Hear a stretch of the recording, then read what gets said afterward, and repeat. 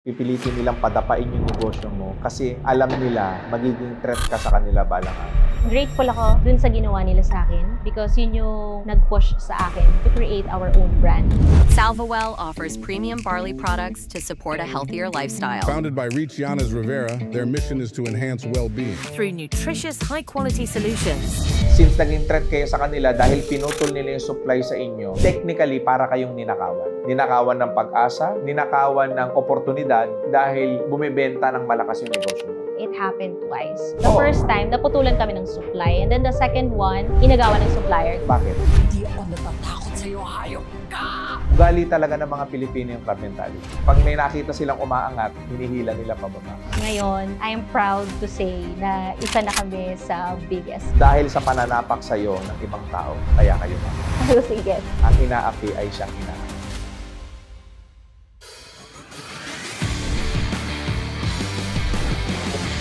Probably your biggest struggle in life. Sa company na talaga yung pinaka-lowest point of my life happened during the pandemic. Na akala ko mawawala na lahat. Akala ko magsasara na yung company kasi nalubog talaga kami sa utang nung time na yun. Magkano? Siguro more than 10 million negative kami nung time na yun. Actually, hindi ko na binibilang kasi nai-stress ako pag nakikita ko yung numbers. Pag darating yung payroll, natatakot na ako kasi baka hindi namin sila mabayaran. Dumating din sa point na naputulan kami ng kuryente sa office na sobrang nakakahiya talaga. Yun yung scariest part of my life na akala ko hindi ko malalampasan. Paano mo unti-unting ibinangon ng company? You have to accept the brutal reality that this is happening. So, kailangan may acceptance. Nung time kasi na yon, hindi ko matanggap na ganun yung nangyayari sa company. I was too hard on myself na parang how could I let this happen? Sobrang stress ako noon na parang gusto ko na lang mag-quit sa sarili kong company. Parang ganung feeling na parang gusto mo na lang maglaho, lumubog, takasan yung problema, ganon. So, ang unang-una kong ginawa is I saved myself first. Makasarili ka. What I mean is, yung emotions ko, yung energy ko. So, kailangan ko munang i-uplift yung sarili ko. Kailangan mong unahin sagipin ang sarili mo bago ang ibang tao. Kailangan ko munang sagipin yung sarili ko kasi if nanghihina ako, paano kukuha ng strength sa akin yung company? Paano kukuha ng strength sa akin yung mga tao ko? Kailangan kong ibangon yung sarili ko. Yes. Kailangan, hindi nila ako pwedeng makita na nanghihina. So, ang unang-una kong ginawa is, I cleared my mind Yes. ng lahat ng mga worries, doubts, fears, yung mga negative emotions ko. Sabi ko, kailangan kong i-turn ito into positive. Paano mag-clear? Kasi marami rin ng mga nanonood ngayon ng video na hindi nila mag-clear. Currently, lubog sila sa utang. Currently, hirap sila sa buhay. Currently, hindi sila makadiskarte kahit man lang pagkain. Paano mag-clear? Unang-una kong ginawa is forgiveness na ginawa ko sa sarili ko. And then second is acceptance. Ano yung current situation ko. And then number 3, sabi ko, this must be happening for a reason. Yes. God must be preparing me for something big.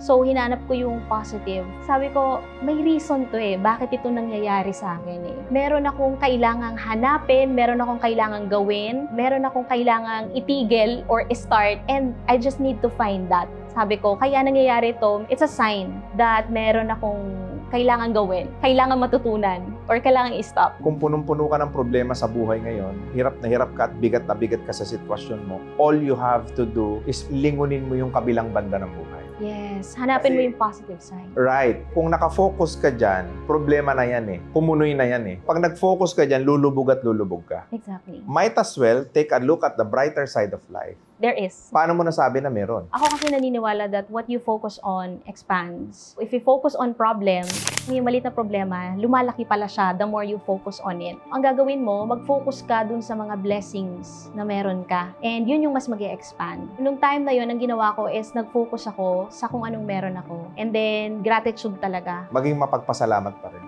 Yes. In spite of the fact na parang impyerno na o parang parusa na nararamdaman ko, paano ko magiging mapagpasalamat? Unang-una, sa money, tayo, pag may dumarating tayong pera, happy tayo, grateful tayo. Pero pag may lumalabas na pera, parang mabigat, masakit sa loob. Meron kasi ako natutunan, yung arigato in and arigato out. Paano yan? Yung arigato in kasi, yun yung thankful ka pag may pumapasok na pera. Dapat, thankful ka din kapag may lumalabas na pera. Yun yung arigato out. So, yun yung ginawa namin sa company. Imbes na kapag payroll, parang bigat na bigat kami pag nagpe-payroll, nagti-thank you kami. Parang arigato nakapag-payroll tayo today. Pag may nabayad kaming bills, ganun din ginagawa namin, parang arigato nakabayad na tayo ng kuryente. Ganun yung dinevelop naming feeling, yung gratitude. Yung gratitude pala, hindi lang siya dapat kapag may masayang nangyayari sa'yo. Dapat yung gratitude, ganun din. Kapag may lumalabas na pera, pag may nahihirapan ka, kasi you're learning from it. Pinuno lang namin yung puso namin noon ng pasasalamat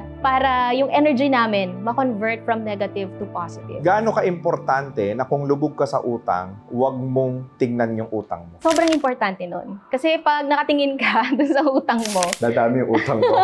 sobrang ma-stress, ma-depress ka. Kasi mahirap, wala kang peace of mind. Kaya hindi ko tinitingnan nung time na yon. Nakafocus ako noon kung ano yung mga pwede kong gawin para makarecover kami. Unang-una, rinitrain ko talaga yung tao ko. Kasi from pandemic, sobrang negative ng vibration sa office. Kasi from 100 employees, naging 30 na lang kami. Nagsisipag-alisan na yung mga employees namin. Siguro nafe-feel nila parang wala na to, mabagsak na yung kumpanya. Iilan na lang kaming natira. Kaya sabi ko, tulong-tulong tayo. Gaano kahalaga na meron kang team na sumuporta sa'yo in spite of the fact na iniwanan ka na ng marami tapos yung 30 plus nag-stay sa'yo? I am very grateful dahil meron akong team na 100% yung tiwala nila sa kahit ano yung mga decision or changes na gagawin ko sa company na pag sinabi ko to, nandun yung tiwala nila sa akin 100% no questions asked na anong pwede kong gawin. Especially sa mga BODs, if not for them, walang Richianes ngayon. And probably, sino-sino sila? Banggitin mo na rin yung mga pangalan nila. Ang nag-push talaga sa akin to start this business, yung aming president, si Pres Arky, who is also my husband now. And syempre yung mga partners ko, VP Melchor, VP GJ, GM Revy, and yung mga co-founders ko din, sina Manuel and Renzi. And lahat ng departments, sobrang grateful ako sa pagmamahal nila sa kumpanya, pagmamahal nila sa ginagawa namin. Since ganun nga ang nangyari sa inyo, nalugi kayo, bumagsak kayo, wala ng pera, kinausap yung natitirang 30 empleyado, and now focusing your energy doon sa pwedeng maging daan papunta doon sa tagumpay na gusto nyong tahakin, ano yung unti-unting nangyari? After clearing the negative energies, parang nangharap kami ulit na maibangon yung company. So, nag-set kami ng mga target and then in-eliminate namin yung lahat ng mga sa tingin kong magiging distraction sa ginagawa namin. What are those? Before, we had 3,000 plus products na variant. 3,000 SKU. Sabi ko, drop everything. Let's focus on Salveo. Noong una, it's very risky for us because we've never done that. Ang Salveo Barley Grass is a very small fraction ng sales namin before the pandemic. Ang bulk ng sales namin nandun sa 3,000 products. It's a very risky move. Pero dahil sobra, nandun yung 100% belief ko and ito yung nagpa-start sa amin in the first place. Tapos, yung before pandemic, talagang hindi kami nakapag-focus sa kanya because we had other products. Sabi ko, drop everything. Focus tayo sa Salveo. I think this is what God wants me to do. Na nire-redirect niya ako dun sa very purpose why we started the company in the first place, to help other people. Kasi yung other products namin nun, fashion products, mga accessories. So, parang walang natutulong sa tao yon, luho lang. Kaya, yun yung ginawa namin. Nag-focus kami sa Salveo. Kami lahat nagtulong-tulong. Doon na nagsimula, kakaroon na ng sales. Paano mo na-discover yung barley na product? Kaya ako naging interested sa barley grass products para talaga sa mom ko. Dahil maagang kinuha yung dad ko, yung greatest fear ko talaga is mawala si mama ko. Siya talaga yung una kong inisip nung nire-research ko yung barley grass. And then, dun na nag-start na nalaman ko na parang, wow, ang ganda pala ng product na to. Parang ang dami palang taong pwedeng matulungan nito. Nung una, we were just reselling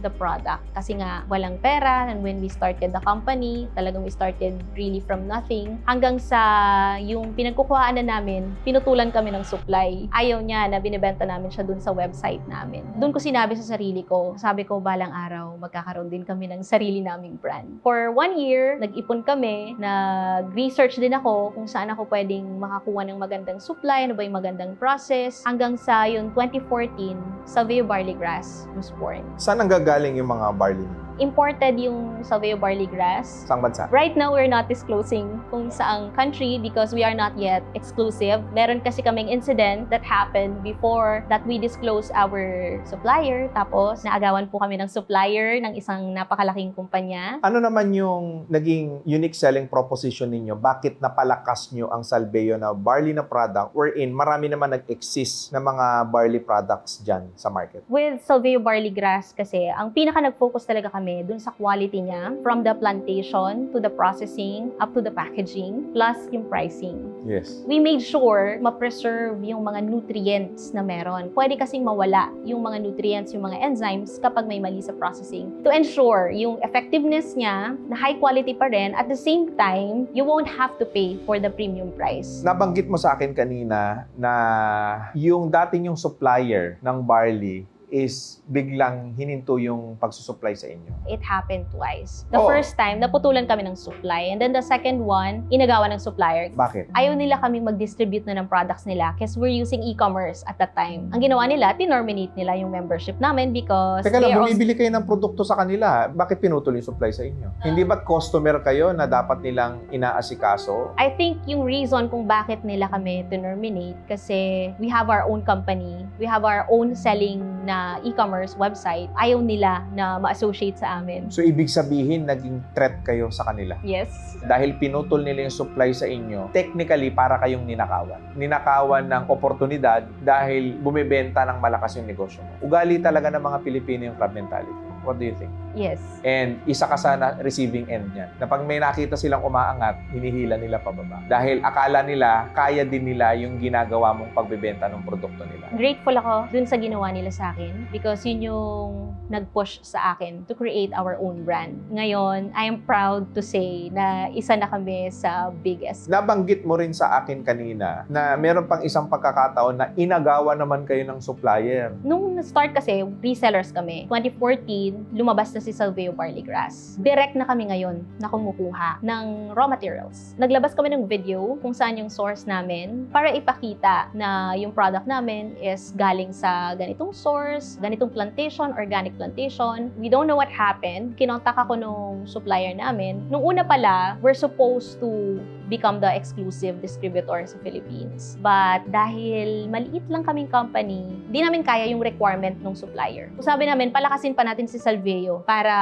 makuha natin yung exclusivity. And then, just after few months, kinonta kami ulit. They said, hindi na kami pwedeng kumuha ng supply sa kanila. So nagulat kami. Ano yung pakiramdam na kapwa mo Pilipino ang nananapak sa'yo? Masakit. Kasi akala ko noon, matutulungan nila kami. Kasi yun yung sinabi sa amin nung supplier na maganda ngayon sa Philippines na yung supplier niya, sa kanila na kayo kukuha. Tapos, nung kinontak namin sila, ang sabi sa amin, I will never sell to my competitor. Para kaming sinampal ng kahirapan nung time na yon. Doon ko talaga na-feel na nanliit talaga ako, na para kaming tinapak-tapakan. Ganun yung feeling. Pero kung magkakaharap kayo ngayon, anong gusto mo sabihin sa akin? Thank you for doing that to us. Dahil doon, nagkaroon ng bagong reach na mas naging matibay, mas nangarap pa ng mas mataas para hindi ko na ma-experience ulit yung ganong klaseng pananapak ng pagkatao ko, ng kumpanya namin. Alam mo, totoo yan eh. Kapag maliit ka, nag-uumpisa ka, yung mga big players sa negosyo, pipilitin ka nilang i-down. Yes. Pipilitin nilang padapain yung negosyo mo kasi alam nila na magiging threat ka sa kanila balang araw. Pero pag napagtagumpayan mo yun, napaglabanan mo yun, mas mahirap yung pinagdaanan mo kumpara sa pinagdaanan nila. It turned out na mas magiging mas malaki ka, mas magiging mas matibay ka, and mas lalo kang ibe-bless. Kasi ayaw ng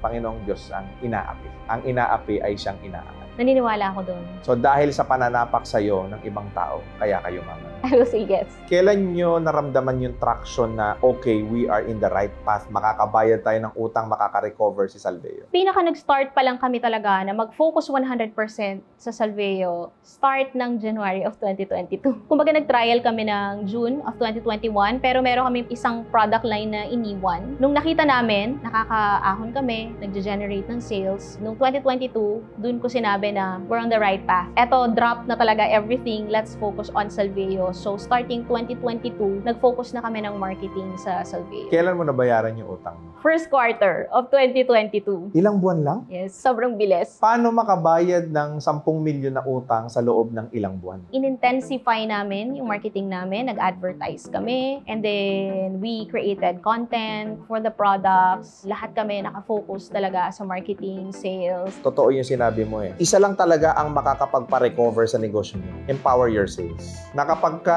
sobrang galing ng sales process natin, makaka-recover ka. Yung operational side of business, finance, logistics, and etc. Pag malaki ang sales, aayos lahat yan. Bakit? Sales or money can supply everything to your business because business is all about money and sales is all about money. Kung gusto nyo makarecover, makabayad ng mga utang ninyo, magbenta kayo ng mga produkto. At galingan nyo sa pagbebenta. Paano magbebenta? Sell it online because you have unlimited market. 100% talaga, online marketing lang yung ginawa namin. We are a combination of e-commerce and MLM. 100% online business, ito yung negosyo na pwede mong gawin kahit nasa bahay ka lang, kasama yung mga anak mo. And then we also teach people how they can utilize technology to leverage their selling and marketing. We also teach e-commerce on how they can use Facebook ads to market the products. Plus, we have dropshipping features. Lahat ng mga transactions nila, lahat ng activation, sign-up, registration, ordering system, lahat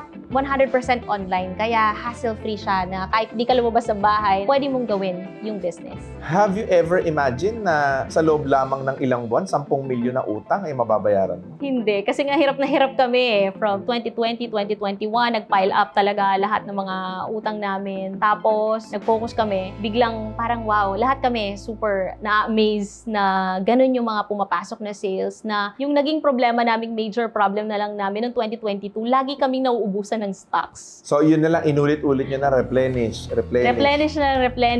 Yung first time naubusan kaming stocks, nag-forecast ako good for 1 year. Tapos nagulat ako, 1 month pa lang, ubos na yung stocks. Ganun yung progress namin. Parang from here, talagang super boom, ganon, na sobrang lakas talaga na lagi kami naubusan ng stocks. Siguro doon sa mga nagbebenta, no? Doon sa mga nafo-frustrate na, pilit sila nag-e-effort, nag-a-ads, nag-TikTok, nag-ano, tapos wala pa rin silang nagiging benta. Ano kaya yung pwede nilang gawin? Kami kasi nag-focus kami on stories because very powerful yung stories. Napakaraming mga products ngayon, if you tell them this will help you, nakakatulong to sa ganito, mag-i-improve yung ganito mo, parang bingi na yung mga tao doon. Features tell, but stories sell. So mag-focus ka dun sa stories na meron ka, dun sa testimonials, dun sa result na ginagawa ng product mo. And I think that's one of the most powerful way to market your product. Dahil ngayon ay matagumpay na ang iyong negosyo at marami ka ng distributor na natutulungan. From 10 million na utang, magkano na ang net worth ng company nyo ngayon?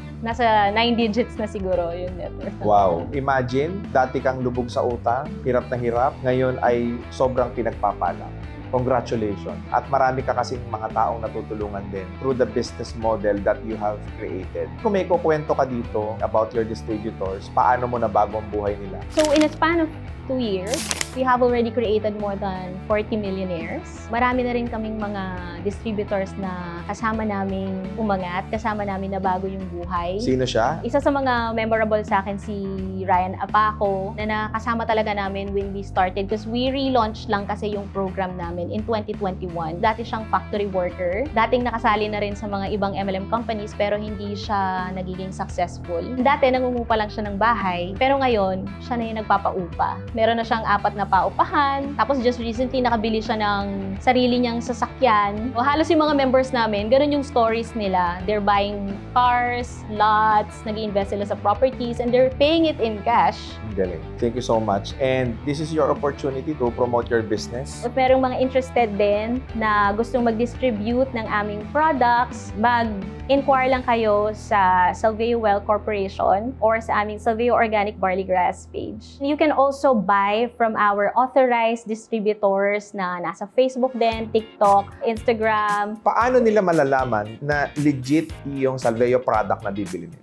Lahat ng mga distributors namin, meron silang referral link ng Salveo Well app to ensure 100% legit yung mabibili nilang Salveo kasi direct yun na manggagaling sa company. Bumili sa mga authorized distributor at sa Salveo Well app. That they can download both sa Android and iOS. Sino yung pwedeng uminom nito at mag-take nito? Pwede siya sa lahat. 6 months and up, pwede mag-take ng Salveo Barley Grass because it's 100% pure and organic. Kahit babies pa lang, pwede nang mag-take. May asukal ba yan? It's sugar-free, it's gluten-free, 100% organic and natural. Maraming salamat, ma'am. And bago tayo matapos, anong gusto mong sabihin sa nanay mo who actually coached you, who mentored you at a very young age, and now you became one of the most successful and most impactful and empowered woman in this country? I'm super grateful. Lahat ng meron ako ngayon, hindi ko to magagawa kung di dahil sa nakita ko kung gaano ka kalakas. You are the strongest woman I know. Mahal na mahal kita. Maraming salamat sa iyo, boss, no? And marami kang na-inspire, marami kang na-educate na mga kababaihan